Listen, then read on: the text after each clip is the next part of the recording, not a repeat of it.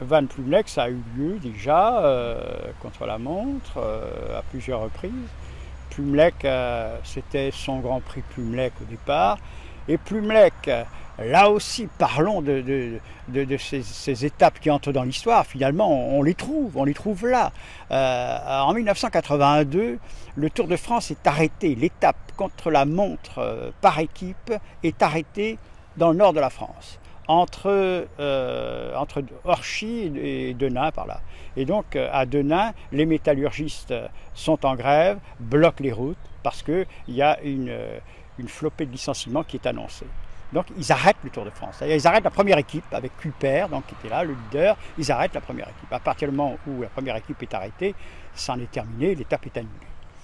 Et il faut évidemment pallier à ce manque, parce que donc il faut retrouver une étape qui fasse exactement le contre-la-montre donc qui a été annulé. Et là, on fait appel à Alain Le Barbier.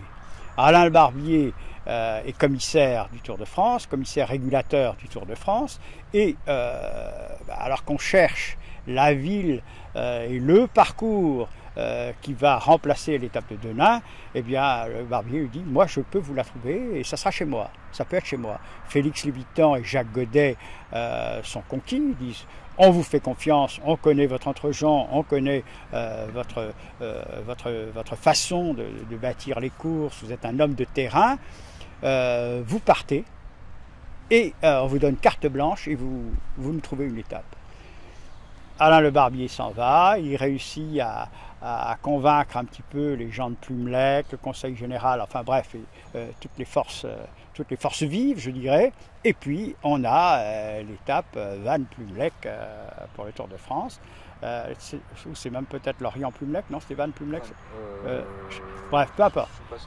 Donc c'était cette étape qui arrivait à Plumelec, parce qu'elle a été coupée en deux, je crois que c'était Lorient. Et Lorient-Plumelec, et ensuite l'après-midi il y avait Plumelec-Nantes, donc l'étape était coupée en deux, c'est exactement ce qu'il fallait, parce que Châtelain s'était récusé. Donc Tour de France, encore une innovation en Bretagne.